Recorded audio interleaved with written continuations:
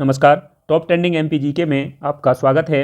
आज का हमारा ये 10वां वीडियो है जिसमें पिछले 9 वीडियो की तरह ही काफ़ी इंपॉर्टेंट प्रश्नों को शामिल किया है जो आपके आगे आने वाले exam MP forest guard, MP SI constable, कृषि विस्तार अधिकारी आदि में काफ़ी काम आने वाले प्रश्न होंगे। तो चलिए शुरू करते हैं। आज का पहला प्रश्न है, निम्न में से मध्य प्रदेश का पड़ोसी राज्य नहीं है। ठीक है, आप सभी जानते हैं कि मध्य प्रदेश 5 राज्यों के साथ अपनी सीमा साझा करता है जिसमें महाराष्ट्र, राजस्थान, छत्तीसगढ़, उत्तर प्रदेश और गुजरात आता है, लेकिन ये झारखंड इसका हिस्सा नहीं है। झारखंड यहाँ स्पर्श नहीं करता है, तो इसका राइट आंसर ए है। अगला प्रश्न है, मध्य प्रदेश के निम्न जिलों में से कौन सा जिला 2 अन्य राज्यों के साथ अपनी सीमाओं को साझा करता है। तो आप सभी जानते हैं कि मध्य प्रदेश के कुछ जिले ऐसे हैं जिनकी सीमा अन्य 2 राज्यों के साथ स्पर्श होती है। जैसे इसमें है बालाघाट, अलीराजपुर, मुरैना, झाबुआ। ये सभी ऐसे जिले हैं जिनकी सीमाएं अन्य 2 राज्यों के साथ स्पर्श करती हैं। जैसे अलीराजपुर है तो अलीराजपुर की सीमा गुजरात और महाराष्ट्र से स्पर्श करती है, तो इसका राइट आंसर ए है। अगला प्रश्न देखते हैं। अगला प्रश्न है, निम्न में से कौन सा मध्य प्रदेश का प्राकृतिक क्षेत्र नहीं है। तो अगर हम बात करें मध्य भारत के पठार की, तो ये मध्य प्रदेश का हिस्सा है। पश्चिमी पठार ये मध्य प्रदेश का हिस्सा नहीं है। सतपुड़ा और मेकाल क्षेत्र ये भी मध्य प्रदेश का हिस्सा है। नर्मदा सोन घाटी भी मध्य प्रदेश में स्थित है। अगर हम बात करें पश्चिमी घाट की, तो मध्य प्रदेश में पश्चिमी घाट और पूर्वी घाट ये दोनों ही नहीं स्थित हैं। ये दक्षिण भारत के 2 हिस्से हैं जो समुद्र के किनारे स्थित हैं। अगला प्रश्न है, मध्य प्रदेश का कौन सा शहर इंडो गंगेटक मैदान में आता है। तो आप सभी जानते हैं इस प्रश्न का राइट आंसर ए है। ग्वालियर जो शहर है ये इंडो गंगेटक मैदान में आता है। 5वां प्रश्न है, रीवा पन्ना का पठार इनकी जो मध्यवर्ती पहाड़ी है ये किस इलाके में स्थित है। ठीक है, जो मध्यवर्ती पहाड़ी है इसके कौन से इलाके में रीवा पन्ना का पठार स्थित है। तो आप सभी जानते हैं उत्तर और पूर्व, इसका राइट आंसर डी है। अगला प्रश्न देखते हैं। अगला प्रश्न है, मध्य प्रदेश में सबसे ज़्यादा वर्षा किससे होती है। तो मध्य प्रदेश की अगर बात करें तो यहाँ पर अरब सागर और पश्चिम बंगाल दोनों ही तरफ से वर्षा होती है, लेकिन सबसे अधिक जो वर्षा होती है ये होती है दक्षिण पश्चिम मानसून से, यानी कि इसका राइट आंसर सी है। अगर हम बात करें सबसे कम वर्षा वाला स्थान तो वो अपना है भिंड। ठीक है, सबसे कम वर्षा अगर बात करें तो ये होती है मध्य प्रदेश में भिंड जिले में। सबसे अधिक वर्षा की बात करें तो ये होती है पचमढ़ी में। अगला प्रश्न देखते हैं। अगला प्रश्न है, अमरकंटक निम्न में से किस नदी का उद्गम है। अमरकंटक की बात करें तो यहाँ से मध्य प्रदेश की मुख्यतः 3 नदियाँ निकलती हैं, जिसमें एक है नर्मदा, दूसरी है सोन नदी। ठीक है, इसका राइट आंसर बी है। दूसरी है सोन नदी और एक और नदी निकलती है जो छोटी नदी है जिसका नाम है जोहिला। ठीक है, तो आप ये याद रखेंगे, नर्मदा, सोन, जोहिला, ये तीनों नदियों का जो उद्गम स्थल है उसका नाम अमरकंटक है। अगला प्रश्न है, निम्नलिखित में से कौन सी नदी गोदावरी नदी की उपनदी है। तो गोदावरी की सहायक नदियों की बात करें जो मध्य प्रदेश में बहती हैं उनमें आती है बेनगंगा, पेंच, ठीक है, पेंच, वर्धा, ये जो नदियां हैं ये सभी गोदावरी की सहायक नदियां हैं। ठीक है, बेनगंगा, पेंच, वर्धा। और एक और फैक्ट यहाँ से पूछा जाता है, जो ये बेनगंगा नदी है ये परसवाड़ा सिवनी से निकलती है और आगे जाकर के ये वर्धा में मिल जाती है। इन दोनों का संगम प्राणहिता कहलाता है। ये आपसे न जाने कितनी बार पूछा गया है। ठीक है, तो ये पूछा भी जाएगा कि काफ़ी इंपॉर्टेंट फैक्ट है। जो बेनगंगा और वर्धा का संगम ये क्या कहलाता है, प्राणहिता कहलाता है। अगला प्रश्न है, नर्मदा और ताप्ती एक गहरे चैनल के माध्यम से समुद्र में मिलती हैं, उसे क्या कहते हैं। तो देखिए उस स्थल को कहते हैं ज्वारीय क्षेत्र। ठीक है, ये ज्वारीय क्षेत्र के से होकर के बहती हैं और अरब सागर की खंबात खाड़ी में अपना जल छोड़ती हैं। वहाँ पर ये डेल्टा का निर्माण नहीं करती हैं। अगला प्रश्न है, किस झरने को स्थानीय स्तर पर फॉल्स कहा जाता है, क्योंकि वहाँ स्नान करने वाले लोगों को वहाँ का पानी चुभता है। तो अगर हम बात करें ऐसे जलप्रपात की तो इसका नाम है वी फॉल मतलब जमुना जलप्रपात। ये कहाँ पर स्थित है, तो इसकी बात की जाए ये नर्मदापुरम जिले के पचमढ़ी में। ठीक है, पचमढ़ी में स्थित है। साथ में आपको याद रखना है पचमढ़ी जो है सतपुड़ा टाइगर रिजर्व के अंतर्गत आता है। अगला प्रश्न देखते हैं। अगला प्रश्न है, केवई नदी केबई नदी किस नदी की सहायक नदी है? तो केबई नदी की बात करें तो केबई नदी सोन नदी की प्रमुख सहायक नदी है। सोन नदी अमरकंटक से निकलती है और जाकर के गंगा में मिल जाती है, यानी कि सोन नदी गंगा की सहायक नदी है।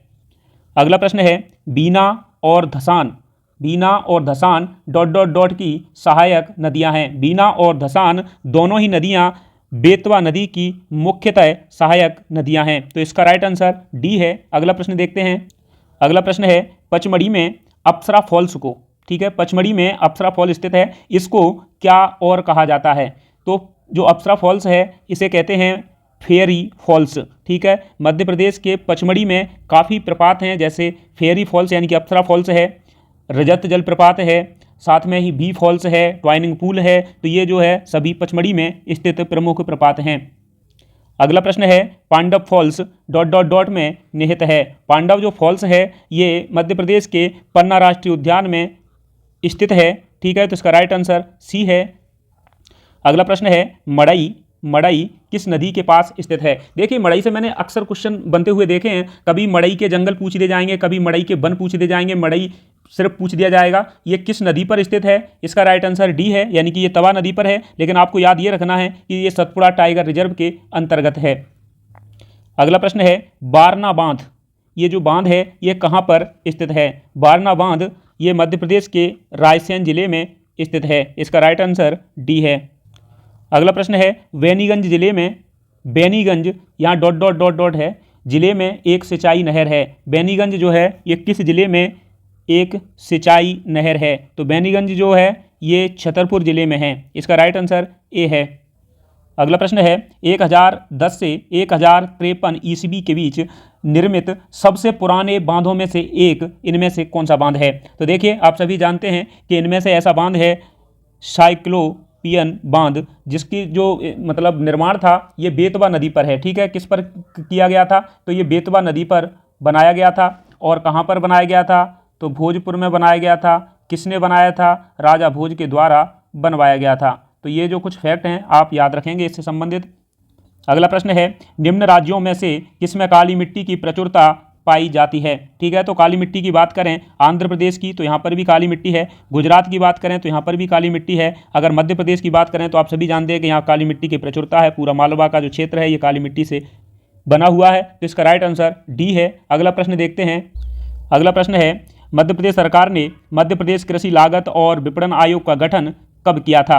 तो ये किया गया है मध्य प्रदेश सरकार के द्वारा वर्ष 2017 में, इसका राइट आंसर सी है।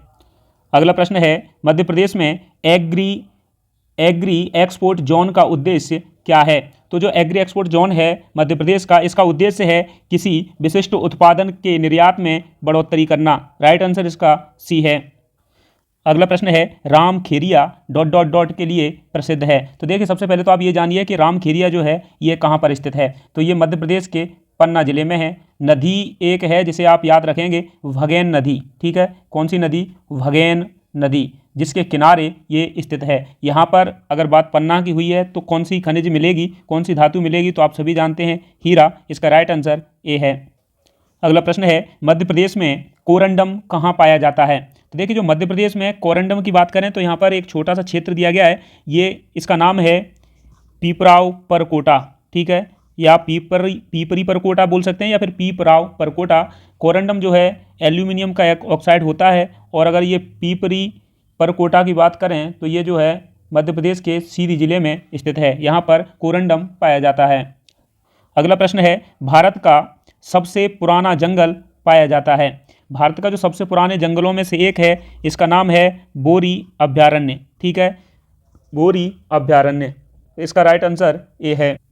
ये क्षेत्र साल और सागौन के क्षेत्र के लिए भी प्रसिद्ध है, आपको ये भी याद रखना है। अगला प्रश्न है पचमढ़ी आरक्षित जैव क्षेत्र या फिर पचमढ़ी जैव आरक्षित क्षेत्र भारत सरकार के द्वारा कब बनाया गया था? तो देखिए ये मध्य प्रदेश का पहला जैव आरक्षित क्षेत्र था, जिसकी स्थापना 3/3/1999 को हुई थी। अगला प्रश्न है चतुर्भुज नाथ मंदिर किस अभयारण्य के पास स्थित है? चतुर्भुज नाथ मंदिर की बात करें तो ये भगवान विष्णु को समर्पित है, ठीक है, ये आपको याद रखना है। ये भी ऐसे भी प्रश्न बनते हैं आजकल। तो अगर बात करें हम अभ्यारण्य की तो ये है गांधी सागर जो अभ्यारण्य है, जहाँ से चंबल नदी मध्य से गुजरती है, इसी अभ्यारण्य के पास ये मंदिर स्थित है। अगला प्रश्न है, कौन सा जानवर है जिसे बाघों का डर नहीं है और मध्य प्रदेश के सभी अभ्यारण्यों और रिजर्व में पाया जाता है? तो देखिए ऐसे जानवर की बात कर रहे हैं, इसका नाम है गौर। ठीक है, गौर। राइट आंसर इसका सी है। ये आकार में भैंसा जो होता है ना उस जैसा होता है, जिसके पैर जो है सफ़ेद होते हैं, जैसे उस मतलब गाय जैसा जो पैर होते हैं इसके कुछ गाय जैसे होते हैं, इसलिए ये गाय से ही शब्द बना है गौर। अगला प्रश्न है, बगदरा अभ्यारण्य की स्थापना कब हुई थी? तो देखिए बगदरा अभ्यारण्य की बात करें तो इसकी स्थापना 1978 में की गई थी। इसका राइट आंसर ए है, लेकिन आपको याद ये भी रखना है कि ये जो है मध्य प्रदेश के सिंगरौली जिले में है। ठीक है, अगला प्रश्न देखते हैं। अगला प्रश्न है, सतपुड़ा में पाया जाने वाला इंडियन बाइसन, इसको किस नाम से जाना जाता है? मैंने अभी थोड़ी देर पहले आपको बताया था गौर जो है ये इंडियन बाइसन के नाम से भी जाना जाता है। इसका राइट आंसर ए है। आपने कभी पचमढ़ी अगर गए हों तो पचमढ़ी में एक बाइसन लॉज है। ठीक है, क्या है? बाइसन लॉज है। बाइसन लॉज में आपको ये म्यूजियम टाइप का है, यहाँ पर जंगल जीवों के जितने भी साक्ष्य हैं उनसे संबंधित गैलरी में मतलब फ़ोटो वगैरह वगैरह देखने को मिलेंगे। तो ये बाइसन लॉज इसी के नाम पर है, जिसे आप चित्र में वहाँ आराम से देख सकते हैं। अगला प्रश्न देखते हैं। अगला प्रश्न है, मेघदूत बगीचा ये कहाँ पर स्थित है? मध्य प्रदेश में मेघदूत बगीचा की बात करें तो ये मध्य प्रदेश के आर्थिक राजधानी इंदौर में स्थित है। अगला प्रश्न है, मालनपुर औद्योगिक क्षेत्र, मालनपुर औद्योगिक क्षेत्र ये कहाँ पर स्थित है? तो देखिए मालनपुर जो औद्योगिक क्षेत्र है ग्वालियर से लगा हुआ है, लेकिन जिला भिंड पड़ता है, तो इसका राइट आंसर डी है। अगला प्रश्न है, मध्य प्रदेश में लेदर कॉम्प्लेक्स कहाँ पर स्थापित किया गया है? तो मध्य प्रदेश में अगर लेदर कॉम्प्लेक्स की बात करें तो ये देवास में है। इसी प्रकार इलेक्ट्रॉनिक जो कॉम्प्लेक्स है वो उज्जैन में है। ऐसे जो कॉम्प्लेक्स हैं ये आप याद रखेंगे। ठीक है, ये भी प्रश्न बनते रहे हैं और बनेंगे भी आगे, तो इसका राइट आंसर ए है। अगला प्रश्न देखते हैं। अगला प्रश्न है, मध्य प्रदेश के किस जिले में सतपुड़ा तापीय विद्युत स्टेशन स्थित है? तो देखिए सतपुड़ा तापीय जो विद्युत स्टेशन है ये मध्य प्रदेश के सारड़ी जो बैतूल जिले में आता है वहाँ पर स्थित है, तो इसका राइट आंसर बी है। आपको याद ये रखना है कि मध्य प्रदेश का पहला जो ताप विद्युत केंद्र था उसका नाम था चांदनी और उसकी स्थापना हुई थी 1953 में। अगला प्रश्न देखते हैं। अगला प्रश्न है, मध्य प्रदेश राजपत्र में सौर ऊर्जा परियोजना नीति ये किस वर्ष प्रकाशित हुई थी? तो देखिए ये जो प्रकाशित हुई थी ये हुई थी 2012 में। इसका राइट आंसर सी है। अगला प्रश्न देखते हैं। हाँ, एक और बात कि जो हम ये आपसे ज़्यादा डिटेल्स नहीं दे रहे हैं आप लोगों को, इसका एक रीज़न है क्योंकि यहाँ टाइम थोड़ा कंज्यूम करने की कोशिश की जा रही है। कम टाइम में अधिक से अधिक प्रश्न होंगे तो आपकी प्रैक्टिस ज़्यादा हो पाएगी एग्जाम से पहले। अगला प्रश्न है, Vindhyachal super thermal power station ये निम्न में से किस स्थान पर स्थापित किया गया है? तो अगर हम विंध्याचल सुपर थर्मल पावर की बात करें तो ये मध्य प्रदेश के बैडन जो है सिंगरौली जिले में स्थापित किया गया है। इसका राइट आंसर डी है। अब इससे संबंधित दो फैक्ट आपको और याद रखना है। आपको ये पता है कि मध्य प्रदेश के बैडन में है, तो बैडन को जो है मध्य प्रदेश की ऊर्जा राजधानी इसी वजह से कहते हैं क्योंकि यहाँ पर जो है कोयला का जो क्षेत्र है और ये स्टेशन वगैरह भी है। साथ में आपको ये याद रखना है कि ये रूस की सहायता से बनाया गया था। एनटीपीसी जो है राष्ट्रीय ताप विद्युत निगम, इसके द्वारा ये संचालित किया जाता है। अगला प्रश्न है, मध्य प्रदेश राज्य के सबसे पुराने उर्दू समाचार, ठीक है, उस पत्र का नाम क्या है जो भोपाल से प्रकाशित होता है? तो उसका नाम है नदीम। इसका राइट आंसर है वी। अगला प्रश्न देखते हैं। अगला प्रश्न है, निम्न में से कौन मध्य प्रदेश का मुख्यमंत्री नहीं रहा है? ठीक है, अगर बात करें प्रकाश चंद्र सेठी की तो देखिए आपको पता है कि ये जो है मुख्यमंत्री रहे हैं। गोविंद नारायण सिंह ये भी मध्य प्रदेश के मुख्यमंत्री रहे हैं। बीसी शुक्ला की बात करें तो ये मध्य प्रदेश के मुख्यमंत्री नहीं रहे हैं। इसका राइट आंसर सी है। डीपी मिश्रा जो है, डीपी मिश्र ये भी मध्य प्रदेश के, द्वारका प्रसाद मिश्र ये भी मध्य प्रदेश के जो है मुख्यमंत्री रहे हैं। अगला प्रश्न देखते हैं। अगला प्रश्न है, 1999 में मध्य प्रदेश में जिला सरकार की स्थापना इस तारीख को हुई थी। वह कौन सी तारीख थी जब जिला सरकार की जो स्थापना है 1999 में हुई थी? तो इसका राइट आंसर है 1 अप्रैल 1999। अगला प्रश्न है, उस व्यक्ति का नाम बताइए जिसे मध्य प्रदेश विधानसभा का सर्वप्रथम वक्ता होने के लिए जाना जाता है। आप सभी जानते हैं इस प्रश्न का राइट आंसर क्या है। इस प्रश्न का राइट आंसर है Pandit Kunjilal Dubey. Right answer V है। अगला प्रश्न है, मध्य प्रदेश लोक सेवा आयोग के कौन से अध्यक्ष जो संघ लोक सेवा आयोग के अध्यक्ष भी रहे हैं? एमपीपीएससी के ऐसे अध्यक्ष का नाम बताइए जो यूपीएससी जो है उसके भी अध्यक्ष रहे हैं। तो इनका नाम था Shri Pradeep Kumar Joshi. Right answer B है। अगला प्रश्न है, मध्य प्रदेश शासन के द्वारा शुरू की गई पंच परमेश्वर योजना, इसका उद्देश्य क्या है? तो आप सभी जानते हैं कि ये जो है 2012 में ये योजना आई थी। कब आई थी? 2012 में ये योजना मध्य प्रदेश सरकार के द्वारा लाई गई थी और इसका जो उद्देश्य है ये है ग्राम पंचायतों का सशक्तिकरण करना। राइट आंसर ए है। अगला प्रश्न है, मध्य प्रदेश में कृषि स्वामित्व अधिनियम किस वर्ष लागू हुआ था? तो मध्य प्रदेश में कृषि स्वामित्व अधिनियम की बात करें तो ये 1960 में लागू हुआ था। इसका राइट आंसर बी है। अगला प्रश्न है, किस वर्ष मध्य प्रदेश सरकार ने राम रोटी योजना को प्रारंभ किया था? अगर हम बात करें मध्य प्रदेश में राम रोटी योजना की तो इसका उद्देश्य मुख्यतः शहरी गरीबी लोगों के भोजन को सस्ते में उपलब्ध कराना है। तो इसकी जो योजना शुरुआत की गई थी ये वर्ष 2010 में की गई थी। तो इसका राइट आंसर सी है। अगला प्रश्न है, मध्य प्रदेश में कल्पतरु योजना किससे संबंधित है? तो मध्य प्रदेश में जो कल्पतरु योजना है इसका संबंध उद्यानिकी से है, उद्यानिकी के विकास से है। तो इसका राइट आंसर सी है।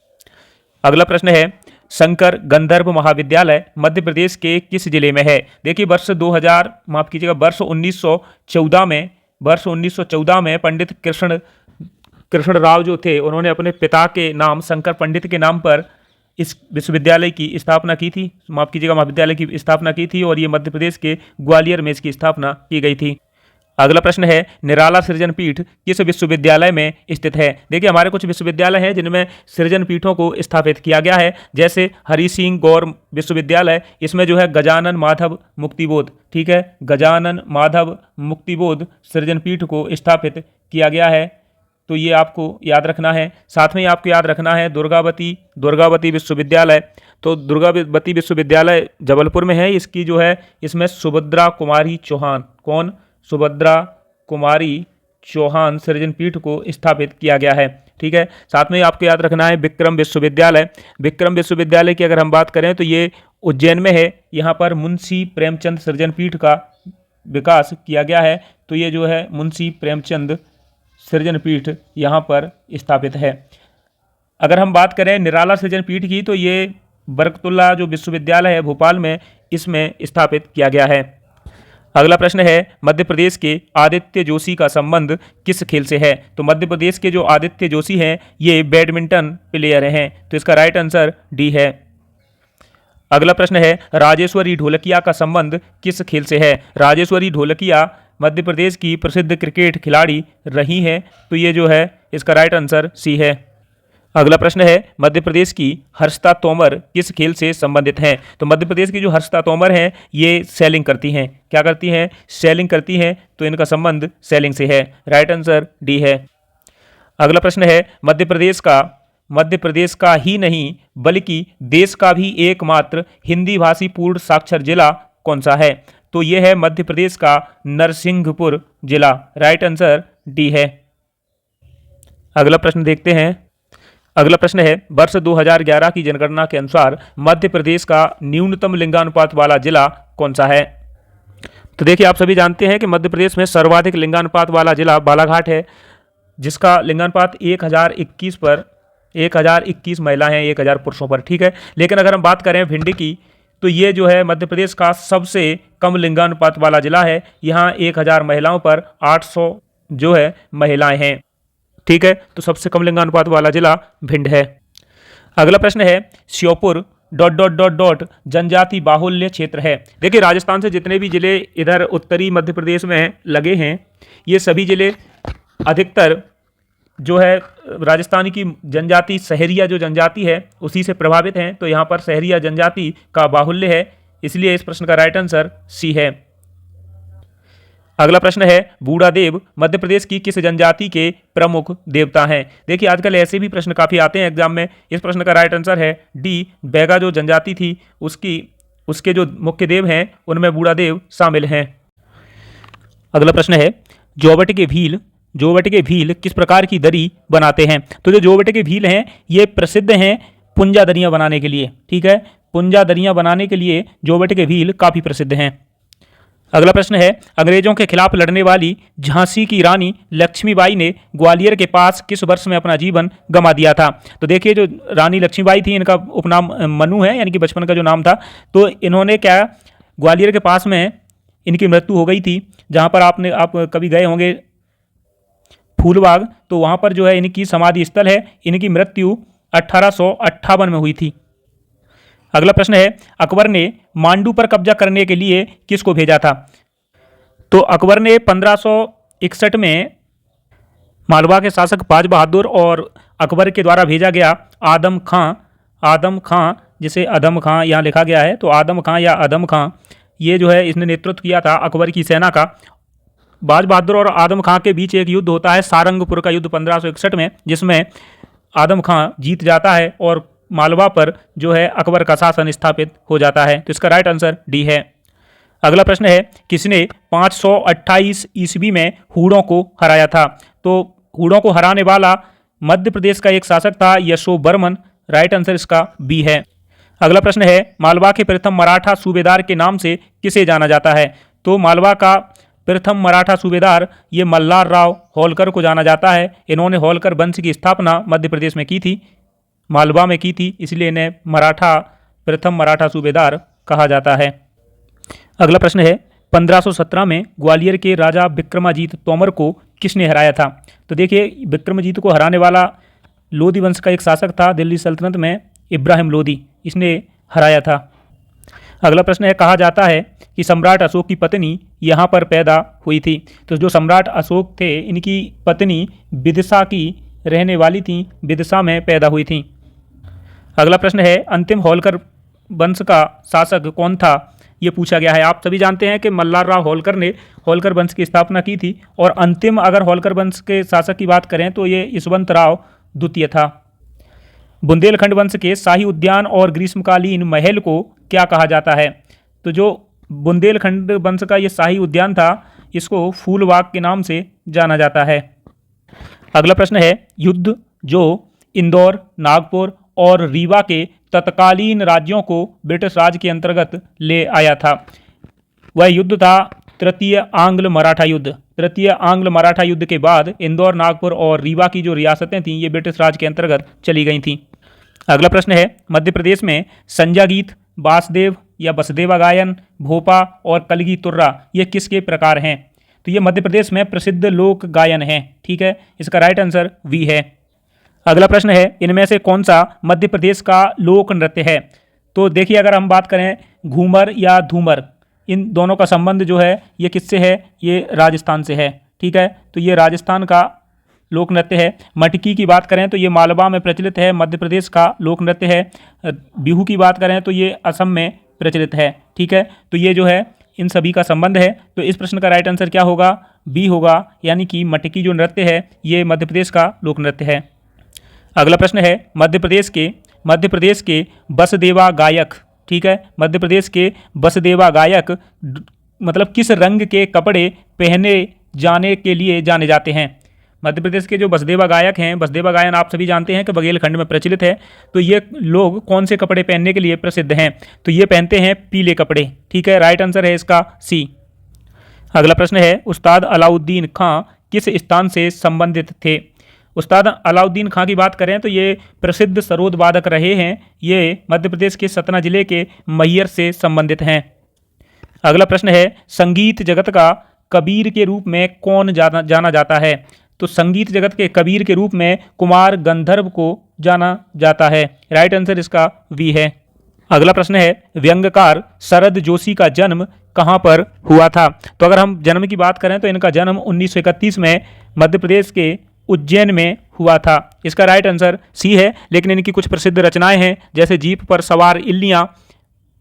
सवार इल्लियाँ, रहा किनारे बैठ, तिलिस्म, अंधों का हाथी, एक था गधा, ये इनकी कुछ प्रसिद्ध रचनाएं हैं। अगला प्रश्न है, पुस्तक बुनी हुई रस्सी ये किसके द्वारा लिखी गई है? तो जो पुस्तक है ये बुनी हुई रस्सी ये लिखी गई है हमारे प्रसिद्ध कवि भवानी प्रसाद मिश्र के द्वारा। ठीक है, आपसे ये भी पूछा जा सकता है कि इनका जन्म कहाँ हुआ था? तो उस समय इनका जन्म जो है होशंगाबाद वर्तमान के नर्मदापुरम में हुआ था। ये आपको याद रखना है। साथ में इनकी कुछ अन्य रचनाएं हैं, जैसे ये प्रसिद्ध इनकी रचना है गीत फरोश, ठीक है, गीत फरोश इनकी प्रसिद्ध रचना है। हालांकि चकित है दुख, अंधेरी कविताएं, ये और अन्य रचनाएं हैं। अगला प्रश्न है, मध्य प्रदेश में तानसेन समारोह किस महीने में आयोजित किया जाता है? तो अगर हम बात करें तानसेन समारोह की, तो ये मध्य प्रदेश के ग्वालियर में होता है और ये प्रत्येक वर्ष दिसंबर के महीने में आयोजित किया जाता है। अगला प्रश्न है, मठ घोघरा का मेला ये कितने दिन तक चलता है? तो देखिए, सबसे पहले तो आप ये जानिए कि जो मठ घोघरा का मेला है ये मध्य प्रदेश के सिवनी जिले में आयोजित होता है। साथ में आपको ये भी याद रखना है कब आयोजित होता है, तो प्रत्येक वर्ष शिवरात्रि के समय से 15 दिन तक ये चलने वाला मेला है। तो राइट आंसर इसका ए है। अगला प्रश्न देखते हैं। अगला प्रश्न है, भोपाल में आयोजित आलमी तबलीगी इज्तिमा ये कितने दिवसीय मंडली है? तो अगर हम बात करें आलमी तबलीगी इज्तिमा की, तो ये भोपाल में केवल 3 दिन चलने वाली मंडली है। अगला प्रश्न है, मध्य प्रदेश के निम्नलिखित में से किस स्थान पर जामा मस्जिद स्थित है, जिसे उर्दू और संस्कृत लिपि रखने वाली एकमात्र मस्जिद माना जाता है? तो बात करें ये इस मस्जिद का जो जामा मस्जिद है ये है मध्य प्रदेश के बुरहानपुर जिले में। इसका राइट आंसर है डी। अगला प्रश्न है, नीलकंठ मंदिर और नीलकंठ महल ये कहाँ पर स्थित हैं? नीलकंठ मंदिर और नीलकंठ महल दोनों ही धार के मांडू में स्थित हैं। इसका राइट आंसर सी है। अगला प्रश्न है, बत्तीसी बावड़ी जो एक जल निकाय है ये कहाँ पर स्थित है? तो ये मध्य प्रदेश के अशोकनगर जिले के चंदेरी में स्थित है। इसका राइट आंसर डी है। हालांकि ऑप्शन में अशोकनगर भी रखा गया है, क्योंकि ये प्रश्न पूछा हुआ है इसलिए इसमें अशोकनगर भी है, लेकिन ये चंदेरी में है स्थित है तो अशोकनगर भी है, ठीक है। अगर चंदेरी ऑप्शन में ना होता तो इसका राइट आंसर अशोकनगर होता। अगला प्रश्न है, मध्य प्रदेश में तुलसी पुरस्कार किस वर्ष में स्थापित किया गया था? अगर हम बात करें तुलसी पुरस्कार की, तो तुलसी पुरस्कार जो है मध्य प्रदेश में 1983-84 में स्थापित किया गया था। तो इसका राइट आंसर बी है। लेकिन ये लोक एवं आदिवासी पारंपरिक कलाओं के क्षेत्र में तथा रूपंकर कलाओं के क्षेत्र में ये मध्य प्रदेश शासन के द्वारा दिया जाता है। अगला प्रश्न है, यह आदमी चंबल का शेर कहा जाता था। तो चंबल के शेर के नाम से प्रसिद्ध था प्रसिद्ध डाकू मानसिंह। इसका राइट आंसर ए है। ये सभी प्रश्न पिछले वर्ष के जितने भी एग्जाम्स हुए हैं उन सभी में पूछे गए हैं, सेम टू सेम कहीं रखे गए हैं। कुछ क्वेश्चन जो हैं जो नए भी बनाए गए हैं, तो इस हिसाब से है। हम आगे देखेंगे अगले 80 से 100 तक के जो प्रश्न रहेंगे वो सभी अभी प्रेजेंट में जो वर्तमान में मतलब पटवारी एग्जाम्स हुआ था कुछ समय पहले, उसमें जितने भी प्रश्न एमपी से पूछे गए हैं तो उनको हम लास्ट के 20 या 30 प्रश्नों के रूप में कवर करते रहेंगे। तो लास्ट के 20 प्रश्न उसी पटवारी एग्जाम से उठाए गए हैं। अगला प्रश्न है, प्रसिद्ध कार्यकर्ता मेधा पाटकर ये किस आंदोलन से जुड़ी हुई हैं? इस पे हम काफ़ी बार बता चुके हैं तो इसमें ज़्यादा कुछ नहीं बताना, आप सभी को पता है कि ये नर्मदा बचाओ आंदोलन से जुड़ी हुई हैं। इनका राइट आंसर सी है।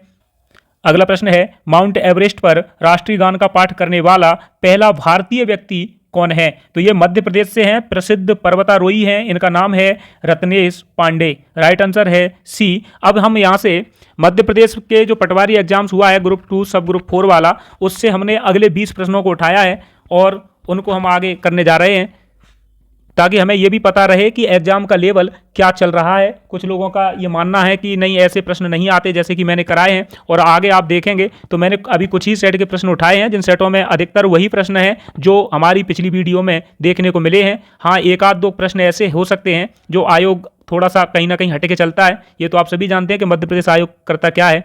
तो चलिए शुरू करते हैं उन प्रश्नों को भी।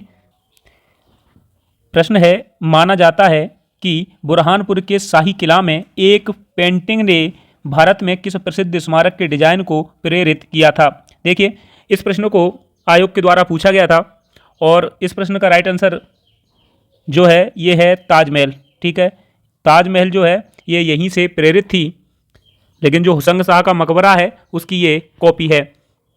इससे संबंधित प्रश्न मैंने पिछली वीडियो में ये कराया है। चलिए अगला प्रश्न देखते हैं।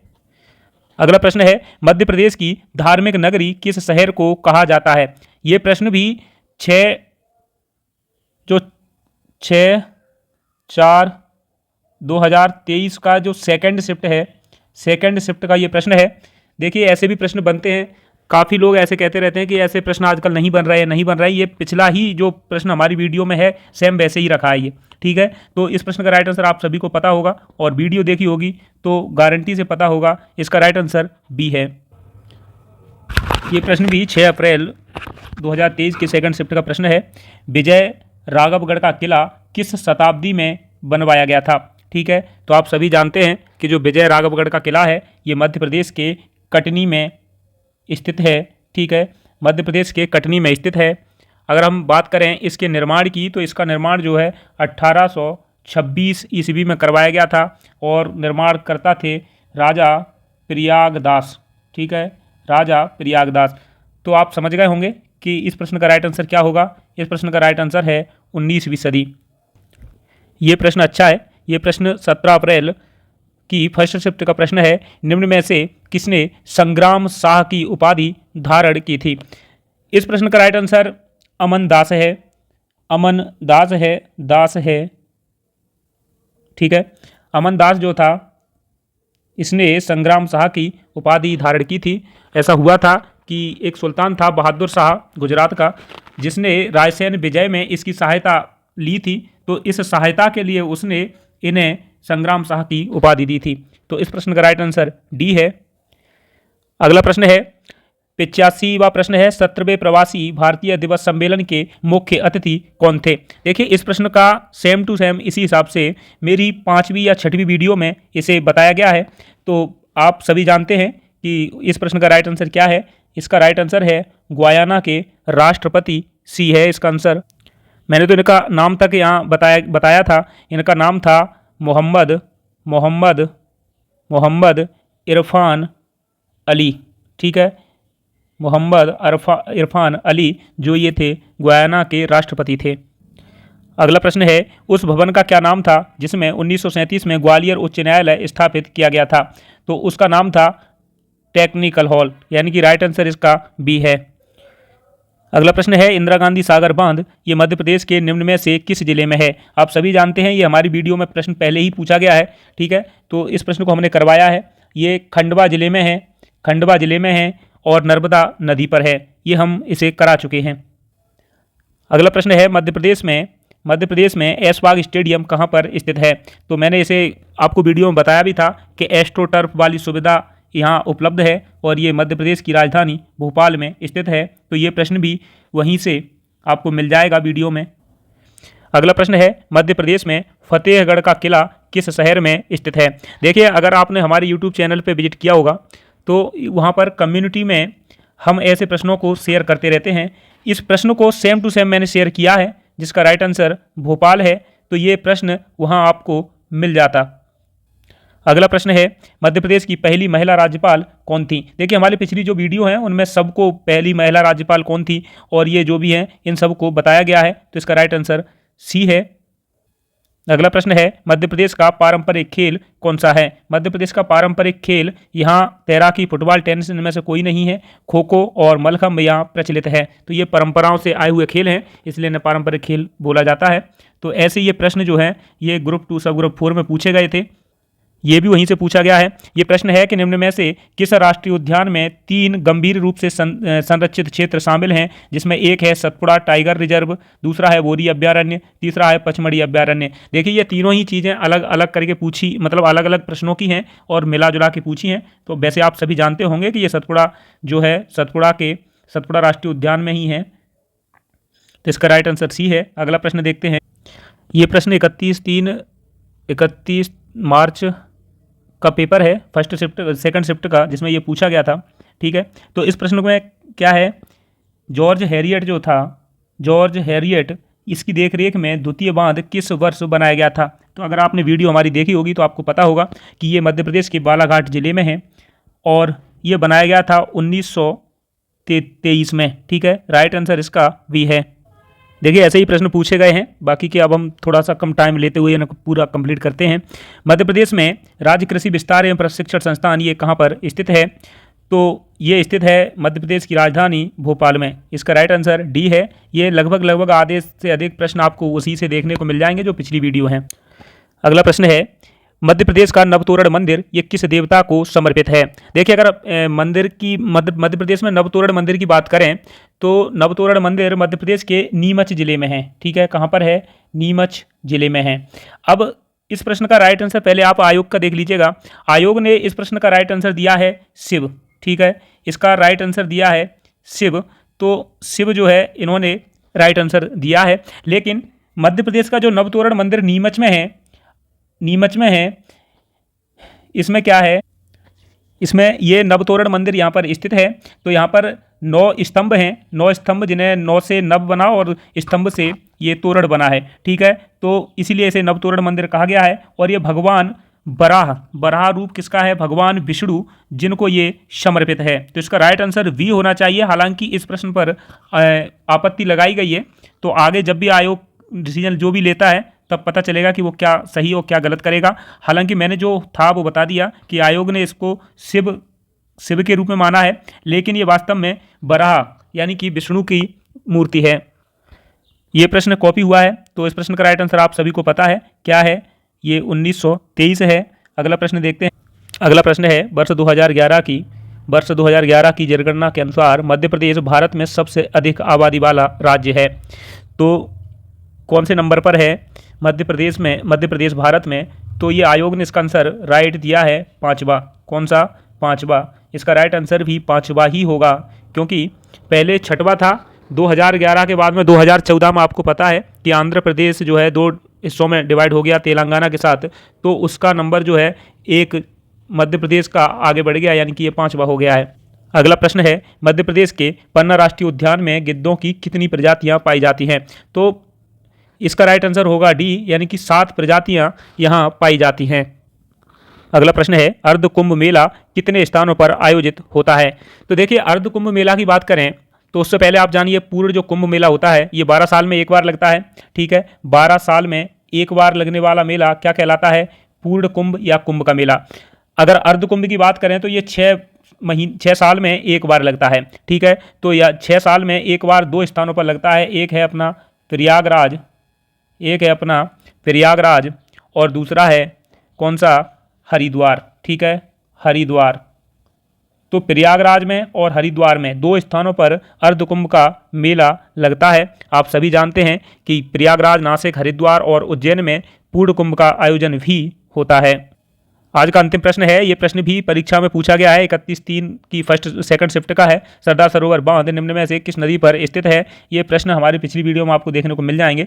तो इस प्रश्न का राइट आंसर क्या है? आप सभी जानते हैं, नर्मदा है। अब हमारी वीडियो यही समाप्त होती है। अगर आपको वीडियो अच्छी लगे तो आप लाइक कर सकते हैं। साथ में ही अपना कमेंट हमें ज़रूर दिया करें, अपना कमेंट यहाँ ज़रूर छोड़ा करें। साथ में ही जो लोग इस चैनल पर नए आए हों वो इस चैनल को सब्सक्राइब कर सकते हैं। हमारी अगली सीरीज मध्य प्रदेश ये चल रहा है। मध्य प्रदेश में आप सभी जानते हैं कि जो आयोग का आजकल ट्रेंड चल रहा है वो काफ़ी स्टैटिक जीके की तरफ मुड़ गया है। तो स्टैटिक जीके के लिए हम एसएससी सीजीएल के नाम से एक सीरीज चला रहे हैं, जिसे आप प्रतिदिन ये अपलोड की जाती है, जिसे आप कंटिन्यू देख सकते हैं। काफ़ी फायदेमंद रहेगी आपके लिए। तो चलिए मिलते हैं उस वीडियो में, तब तक के लिए देखते रहिए इसको।